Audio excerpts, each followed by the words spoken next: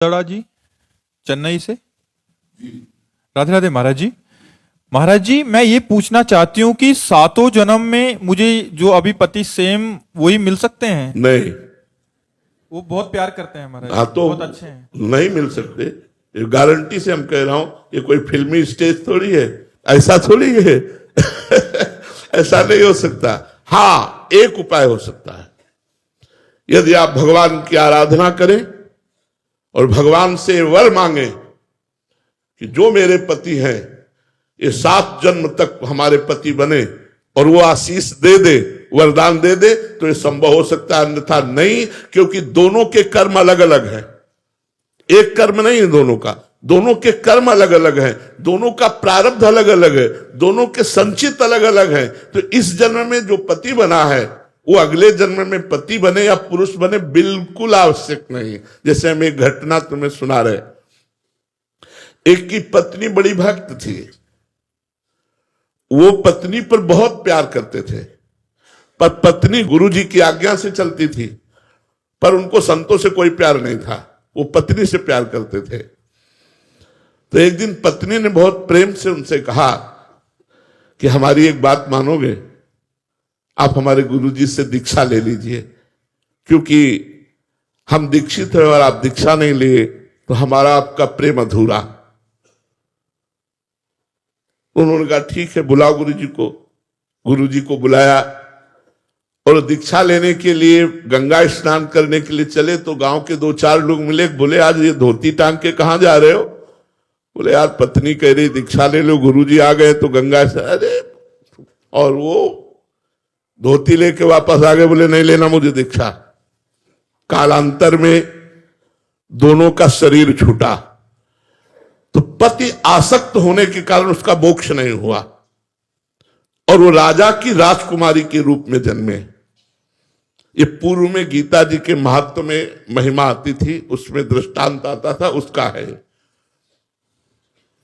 और वो पत्नी के प्यार के कारण जहां वो राजकुमारी जन्मी, वही हथिनी से वो पुत्र के रूप में प्रकट हुआ, हाथी का शावक।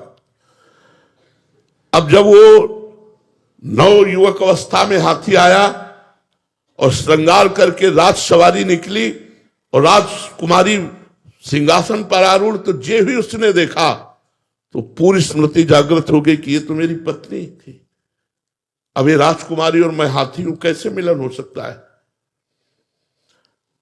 वो चुपचाप सहता रहा, क्योंकि कुछ अपनी बात व्यक्त नहीं कर सकता, हाथी रूप में है।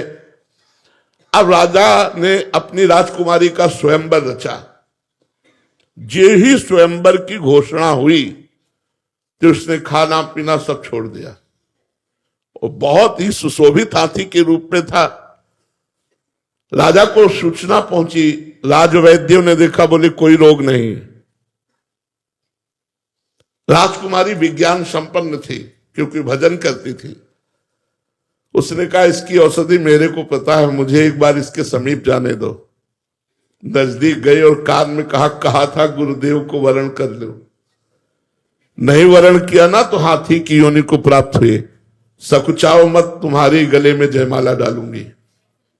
सकुचाओ मत, स्वयंवर में तुम शोभा के लिए खड़े किए जाओगे और मैं तुम्हारे ही गले में माला डालूंगी, और इस जन्म में इतना भजन करूंगी कि आगे जन्म में हम फिर दोनों मिलेंगे। उसने ऐसा ही किया।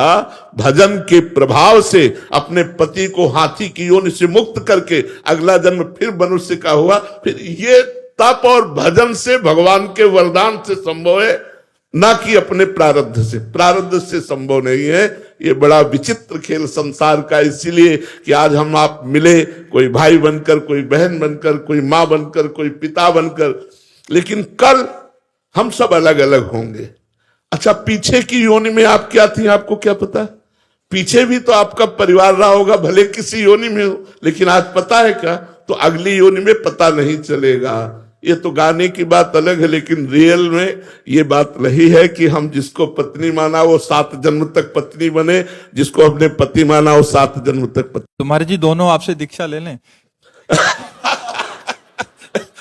हमने तो दीक्षा की बात न कहकर भगवान से वरदान की बात कही कि भगवान वरदान दे दे तो 7 जन्म क्या 700 जन्म तक, क्योंकि सृष्टि विधायक वही है, वो कलम चला दे कि ये जीवात्मा दोनों पति पत्नी के रूप में 1000 बार जन्मेंगे तो 1000 बार जन्मेंगे, वो दोनों पति पत्नी ही होंगे। भगवान के विधान के सिवा कोई दूसरा विधान नहीं।